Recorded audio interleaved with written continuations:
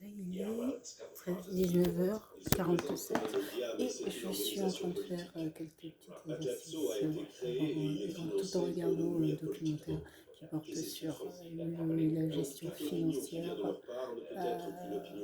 niveau européenne, notamment des fonds Mais par européens. exemple, l'histoire du ministre des Affaires étrangères sur un yacht avec un homme d'affaires. Ce que fait un ministre de sa vie privée le regarde, y compris le Premier ministre. C'est sa vie privée, ça n'a rien à voir avec des problèmes politiques.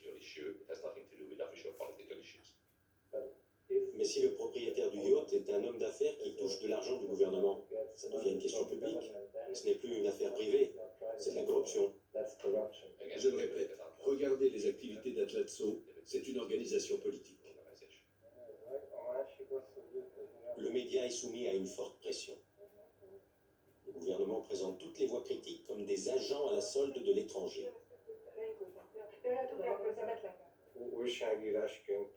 Notre activité n'est pas reconnue comme relevant du journalisme. On nous présente comme une organisation politique, un groupe de pression suspect. Ça complique notre travail. Et ça ne s'arrête pas là.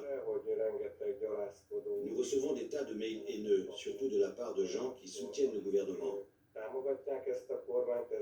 Ils vont parfois jusqu'à nous menacer physiquement, voire nous menacer de mort. Et malheureusement, le gouvernement autorise et encourage même ces comportements.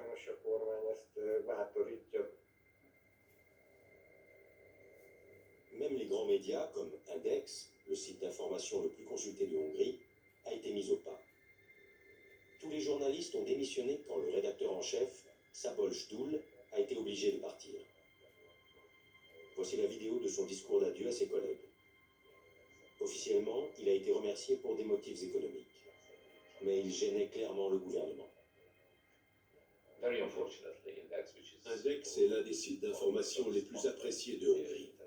Mais je sais par expérience personnelle, et c'est aussi l'avis du gouvernement, que malheureusement, depuis 10 ans, ce site est la principale fabrique de fake news en Hongrie et même en Europe centrale. C'est dommage.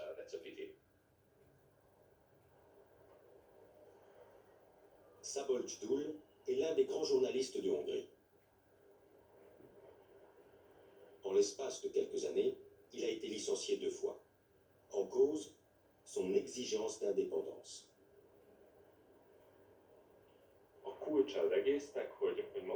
Il y a 2 ans, la rédaction s'était mise d'accord sur 2 grands principes qui ne devaient faire l'objet d'aucun compromis, parce qu'ils nous étaient nécessaires pour travailler. Le premier, c'était le choix du contenu.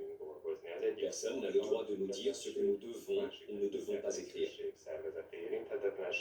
Le second, c'était le choix de notre organisation interne. Personne ne peut nous défendre de collaborer avec telle personne ou nous obliger à travailler avec telle autre. Après le licenciement de Szabolcs Dúl, des milliers de personnes sont descendues dans la rue, à Budapest et dans toute la Hongrie. Mais il en faut davantage pour émouvoir Viktor Orbán. Le ministre des Affaires étrangères allemand a toujours été critique envers le régime hongrois. Voilà déjà un certain temps que la Hongrie diverge foncièrement et de façon inacceptable de l'esprit des traités en ce qui concerne l'état de droit, la liberté d'expression et la liberté de la presse. Mais rien ne changera tant qu'on ne pourra pas frapper au porte-monnaie les pays qui agissent comme le fait la Hongrie. C'est une possibilité que nous avons désormais avec le versement des fonds européens, et c'est tant mieux, car c'est le seul langage que ces pays comprennent. Mais quelles infractions déclencheront les sanctions financières? Et comment? Valérie Hayé est membre de la République En Marche et eurodéputée. Elle fait partie du groupe parlementaire qui négocie depuis plusieurs semaines avec le Conseil européen. Elle souhaite la mise en place d'un mécanisme clair pour traiter les violations de l'état de droit, sans quoi les menaces de sanctions ne seront jamais suivies d'effet. La position adverse demeure inchangée, pas de principe automatique. Les sanctions doivent être décidées par les chefs d'État au cas par cas. Nous, Parlement européen, on refuse le fait accompli. C'est-à-dire que le Conseil, la présidence allemande aimerait qu'on accepte tout ce qui a été adopté au Conseil en juillet, et donc on dit c'est très bien, on est tous d'accord, on s'en va. Non, ça ne se passe pas comme ça. Sur le mécanisme état de droit, il y a une proposition sur la table, elle est bien trop faible, et il va falloir l'améliorer de manière importante. Octobre 2020. Il n'y a toujours pas d'accord entre le Conseil et les parlementaires. Les décisions prises lors du sommet sont en jeu, et avec elles, l'ensemble du plan de relance. La bataille est rude. Les eurodéputés refusent de céder. Aux citoyens citoyens allemands, roumains, estoniens par exemple, je ne peux pas accepter de leur expliquer que leur argent va servir à financer les autocrates. C'est absolument inadmissible et il faut un dispositif efficace pour protéger l'état de droit via des sanctions financières. Combien de temps va durer la fronde des parlementaires? Peut-on encore parvenir à un compromis? Le temps presse, car les parlements nationaux doivent à leur tour ratifier le plan de relance. Le processus prendra plusieurs mois. Il est d'ores et déjà clair que les fonds ne seront pas disponibles en début d'année 2021. Pourtant, des pays comme l'Italie ou l'Espagne ont besoin de cet argent de toute urgence. Cristina Sfrizzo ne vend toujours rien. Elle doit malgré tout payer ses cotisations de sécurité sociale et ses impôts. Elle tente d'obtenir un crédit. Daniele Mazzucato a reçu 2 000 € d'aide, mais ses employés attendent l'allocation de chômage partiel depuis 3 mois. Antonio Ruiz et sa famille ont dû quitter leur appartement. Ils sont actuellement logés par l'État. Antonio est toujours au chômage. Le personnel de Nissan a arraché quelques concessions. L'usine restera en activité jusqu'à décembre 2021. Mais l'issue ne change pas. La fermeture de Nissan signe la fin de la production automobile à Barcelone et la destruction de milliers d'emplois.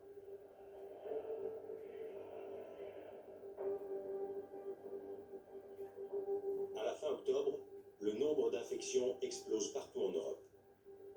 La pandémie semble échapper à tout contrôle. Plusieurs gouvernements européens imposent un deuxième confinement. Des émeutes éclatent à Naples, à Rome et à Barcelone. L'angoisse du lendemain fait descendre les gens dans la rue. Parfois aussi l'envie de semer la peur et l'agitation.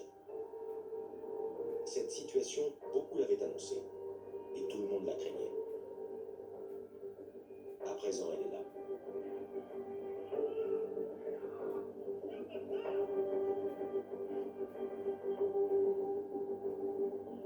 À Bruxelles, les réunions se poursuivent en visioconférence.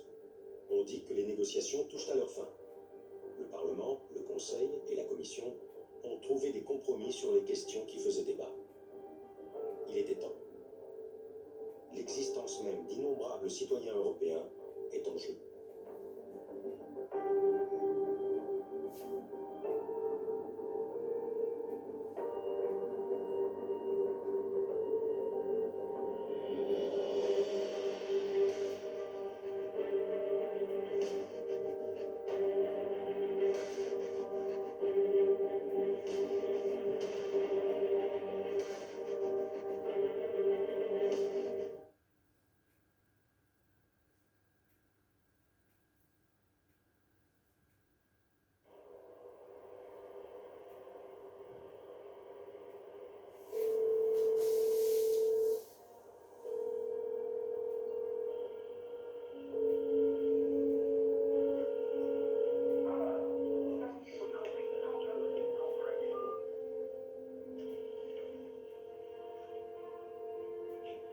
Bonjour. Bonjour, vous êtes Saul? Oui, qui est à l'appareil?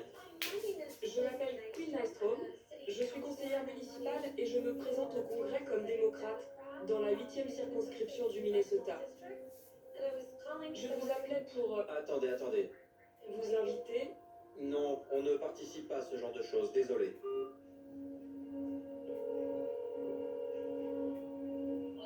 Allô? Qui est à l'appareil? Je m'appelle Queen Nystrom, je suis conseillère municipale et je me présente au Congrès. Ah, je vous arrête, je suis à l'hôpital. Mon mari vient de se faire opérer. ce n'est pas le moment. Oh, je suis désolée.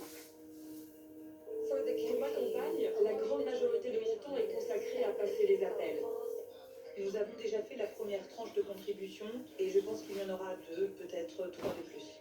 Vous réalisez très vite que pour espérer siéger au Congrès, vous avez intérêt à devenir un excellent télévendeur professionnel. Sinon, vous n'avez aucune chance. S'il vous plaît, envoyez-moi votre nom par mail pour que je vous fasse une contribution. Ok, je vous enverrai ça et je vous remercie vraiment. Bonne chance. Quand j'ai décidé de me présenter au Congrès, j'ai appelé des gens très impliqués en politique. Ils m'ont dit, Quinn, si tu n'es pas prête à trouver de 3 à 5 millions de dollars, ce n'est même pas la peine de te lancer.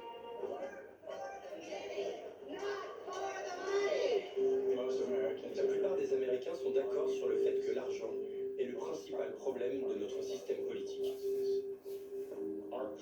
Nos élus au Congrès, quand ils se présentent aux élections, consacrent tellement de temps à parler aux riches donateurs qu'ils comprennent très bien les problèmes des riches.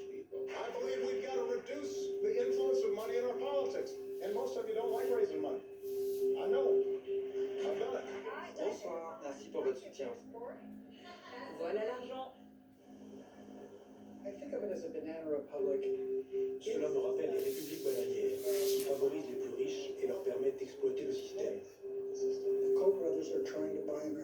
One of their key political aims has been to fight environmental regulations. Les entreprises ont beaucoup d'argent. Investir en politique ne leur coûte rien. Le prix des médicaments est exorbitant aux États-Unis. Pourquoi? Parce qu'on a vendu notre âme à l'industrie pharmaceutique. Il existe de nombreuses preuves d'une corruption systémique dans notre démocratie. Les gens ont peur. Un riche donateur peut leur dire « Si vous prenez une position qui me déplaît, je vais être contraint de financer un de vos opposants à la prochaine élection. » Il est clair que si nous ne trouvons pas un moyen de résoudre ce problème central, nous ne pourrons plus gouverner et nous ne pourrons donc pas adopter les mesures qui nous permettent de survivre.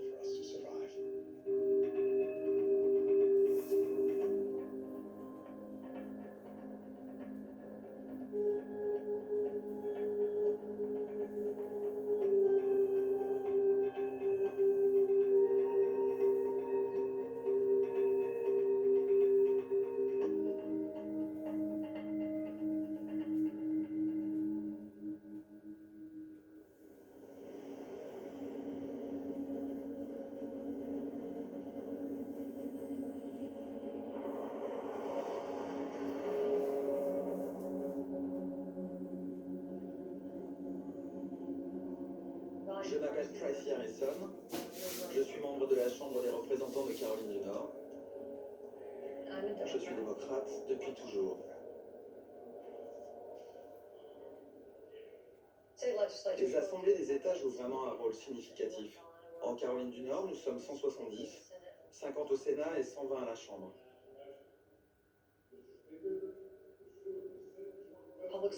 Les écoles publiques sont largement financées au niveau de l'État.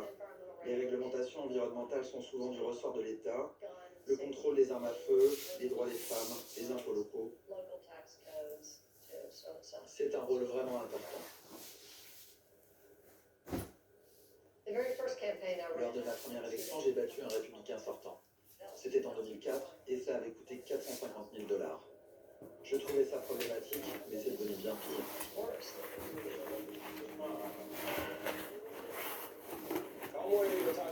North Carolina is one of 14 states who are participating in the primaries today, a huge day for the 2020 election. It's not just a race for president voters have to consider today. There are also a lot of other state-wide races here in North Carolina. They include the race for Senate, House of Representatives, Governor, Lieutenant Governor, the General Assembly.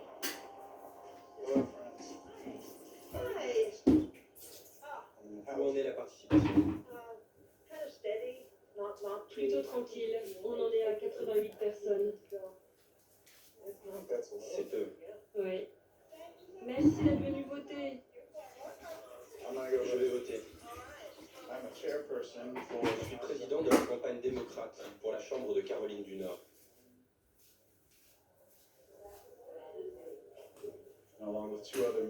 Avec deux autres personnes, je suis chargé de superviser nos campagnes, de lever des fonds et de faire notre possible pour obtenir une majorité démocrate. La plupart des gens ne prêtent pas attention aux médias locaux et on couvre de moins en moins l'actualité locale dans les journaux et les autres médias. Quand vous vous présentez à une élection locale, vous devez donc attirer l'attention des électeurs qui ne savent absolument pas qui vous êtes et ce que vous faites. Et il faut beaucoup d'argent pour vous faire connaître de ces électeurs. Quand il s'agit d'une élection disputée, nous devons dépenser entre 250 000 et 1 million de dollars pour remporter un seul siège de député à la Chambre de Caroline du Nord. When I was growing up, I fell in love with the idea that you could use law to pursue fairness and opportunity. L'argent sert surtout pour les dépenses de communication. I've never forgotten where I came from or how Internet, radio, télévision. The people who say our schools are broken don't notice what really happens here. This is where North Carolina comes together. This is where North Carolina comes to school.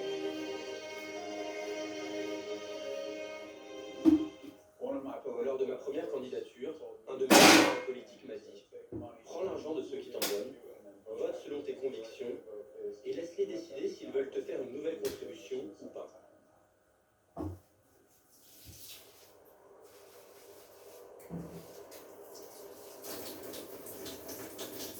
L'argent est le nerf de la politique américaine. Il faut considérer la politique américaine comme le plus pur exemple du libéralisme économique sur cette terre. Je suis Paul Schumacher, consultant politique républicain de longue date dans l'État de Caroline du Nord. Hey Andy, comment vas-tu? Il avait une meilleure image, mais son score dans nos sondages était très faible. Il était presque inexistant dans nos enquêtes de terrain. Il se classait toujours dans les derniers.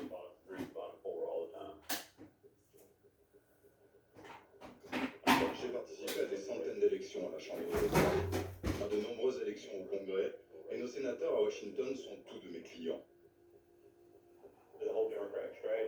Toute la stratégie des démocrates est de centrer cette élection sur nous, et non sur eux, et de ne pas suivre Tom. Je travaille avec le sénateur Tillis depuis 2006.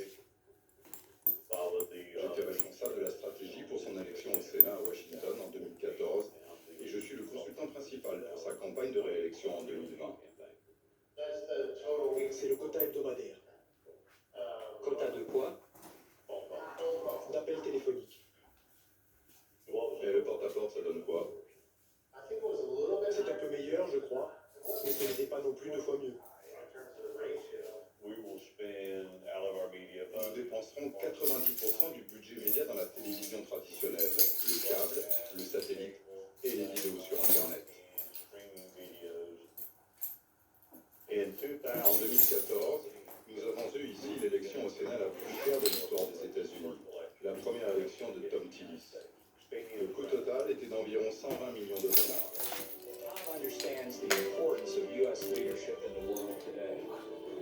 Je vais m'installer pour quelques interventions. J'ai quelques conseils à écrire pour rédiger.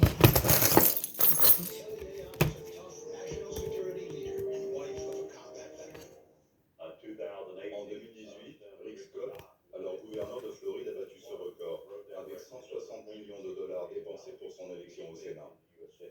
Governor Scott, he's leading hurricane recovery, directing relief efforts, and even housing state troopers in his own home. Les chiffres sont importants car notre économie est importante et les enjeux sont importants. Il y a beaucoup à gagner et beaucoup à perdre selon les politiques mises en œuvre.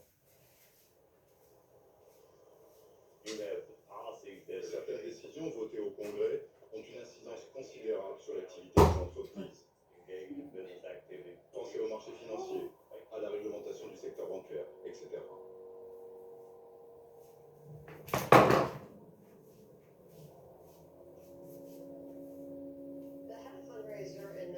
J'ai organisé une collecte de fonds en novembre. Je n'aime pas demander de l'argent. Donc, comme ça fait 15 ans que je me présente, j'ai juste invité mes soutiens démocrates de longue date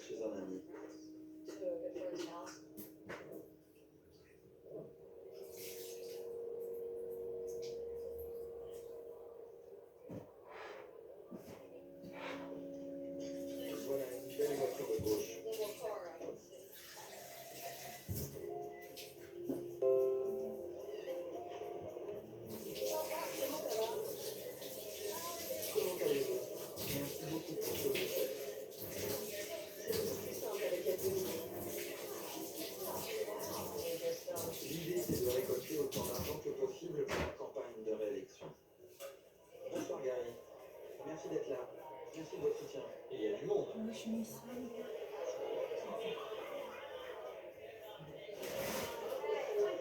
Merci d'être venu et de tout ce que vous faites pour les démocrates.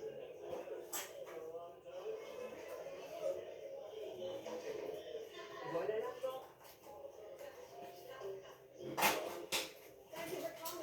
Merci d'être là. Je ne pensais pas recevoir un chèque. Vous êtes mon invité.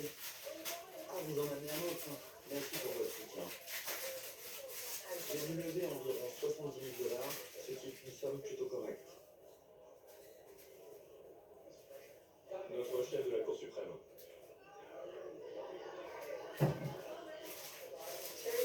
Shelley Beasley est la juge en chef de la Cour suprême de Caroline du Nord, la plus haute cour de l'État. En Caroline du Nord, du niveau local jusqu'au sommet de l'État, nous élisons nos juges. Elle mérite toute notre reconnaissance.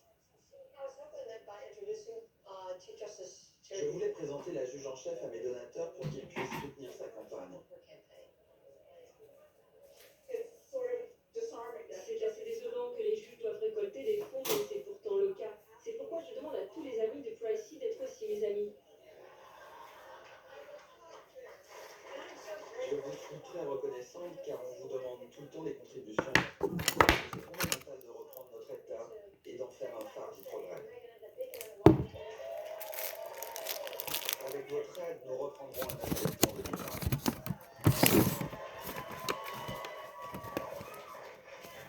Je n'aime pas l'influence de l'argent sur les décisions politiques. Je vois l'argent de campagne comme un énorme problème.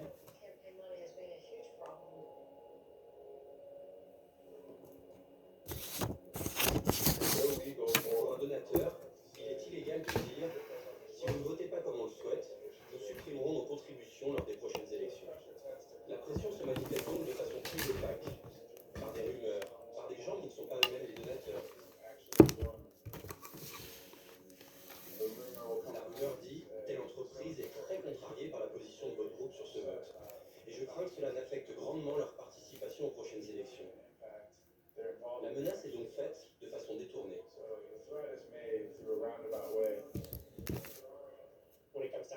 Lorsque vous devez voter sur un sujet qui est contraire aux intérêts de vos riches donateurs, à qui vous devrez demander de l'argent la semaine suivante, cela va forcément vous influencer.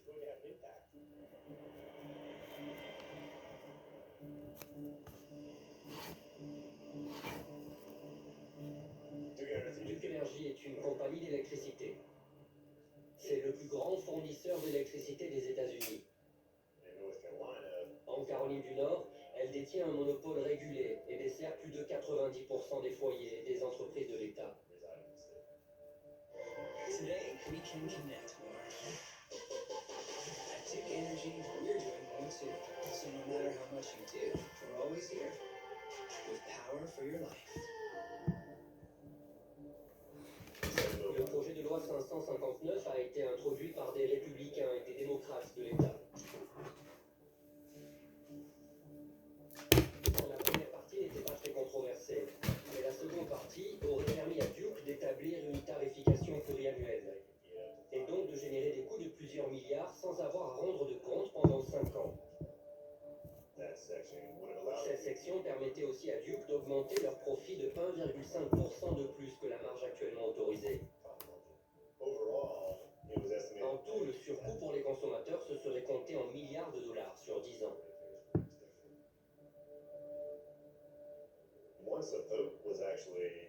Après le vote au Sénat, nous avons pu analyser la façon dont les contributions de Duke avaient influencé les votes sur cette loi.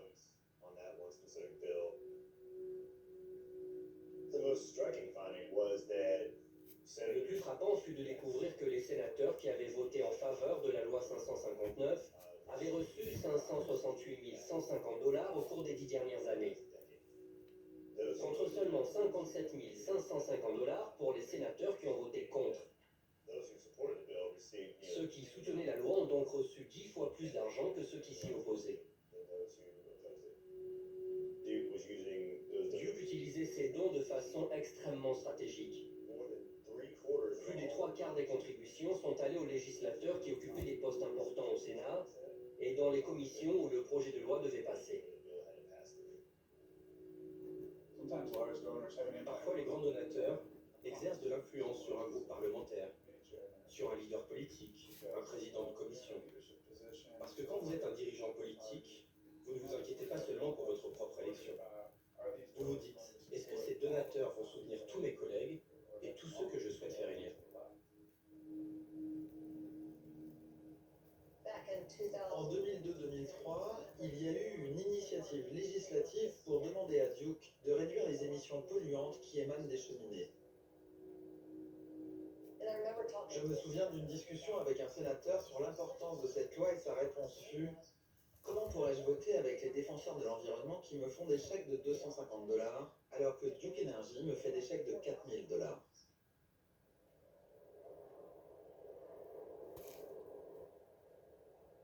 Le système actuel est une sorte de monstre de Frankenstein. Quiconque essaierait de créer un système de financement des campagnes n'aboutirait certainement pas à celui que nous avons aux États-Unis. Il y a de nombreuses entités dans notre système de financement et on peut s'y perdre. La première, c'est le comité de campagne du candidat. Il peut accepter des contributions provenant uniquement des individus, pas des entreprises ni des syndicats, et elles sont limitées à 2800 $ par personne et par élection. Ensuite viennent les PAC, les comités d'action politique. Les entreprises ont des PAC.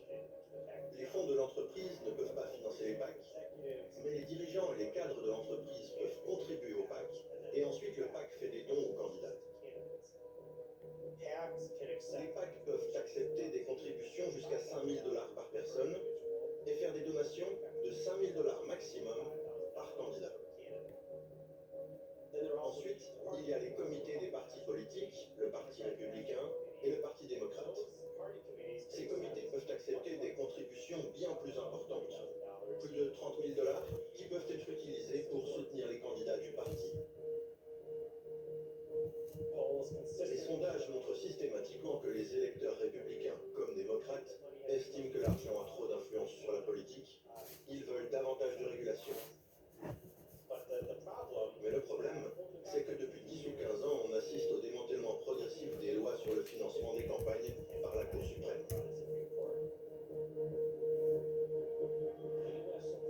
Today overturned laws on the books for nearly a century and ruled that corporations can spend freely now on political campaigns. The ruling is a victory for the backers of a documentary called Hillary the Movie. She's deceitful. She'll make up any story, lie about anything, as long as it serves her purpose at the moment. The government blocked it from TV last year because it was made with corporate money. Dans l'arrêt Citizens United, la Cour a statué que les entreprises pouvaient participer au débat politique car elles font des contributions pour le compte des personnes qui sont derrière les entreprises. Ces personnes ont droit à la liberté d'expression et si elles décident d'utiliser une entreprise pour exercer ce droit, alors on ne peut pas limiter la possibilité pour cette entreprise de dépenser de l'argent. Citizens United est selon moi la pire décision de la Cour suprême de mon vivant et certainement l'une des pires de notre histoire.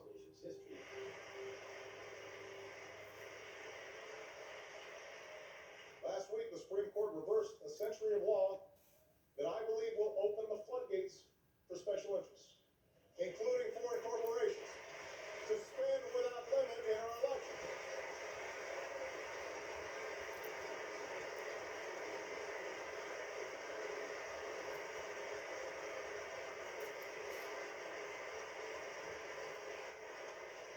I don't think American elections should be bankrolled by America's most powerful interests. Le verdict sur Citizens United était une décision partisane. 5 juges conservateurs ont voté pour et 4 juges démocrates s'y sont opposés. Depuis l'arrêt Citizens United, nous avons ces entités connues sous le nom de super PAC, les super comités d'action politique, car ils peuvent collecter des fonds et les dépenser de façon illimitée. Tout ce qu'ils parviennent à lever, ils peuvent le dépenser. Les super PAC ne donnent pas d'argent aux candidats. Ils font leurs propres dépenses et diffusent leur propre publicité. Tout doit être fait indépendamment des candidats. Depuis 1976, la Cour suprême affirme qu'il y a un risque de corruption si des sommes illimitées sont données directement à un candidat. La limite d'une contribution est fixée à 2 800 $. Donc vous ne pouvez pas donner 3 000 $ directement à un candidat, mais vous pouvez donner 3 millions de dollars à un super PAC qui ne fait rien d'autre que de soutenir ce même candidat.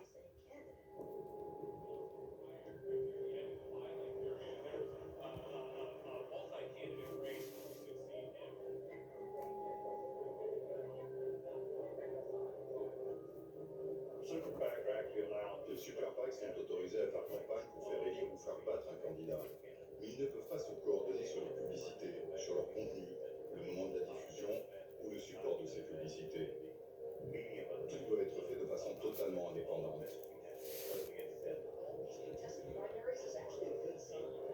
Et l'argent, ça rentre. La Associated Press et NBC News sont en mesure d'annoncer que Tom Tillis a remporté cette primaire et sera bien candidat en novembre.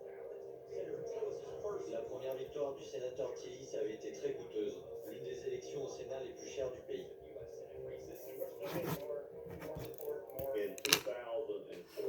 Je suis en train de rédiger quelques pensées. Je fais la première, on va dire.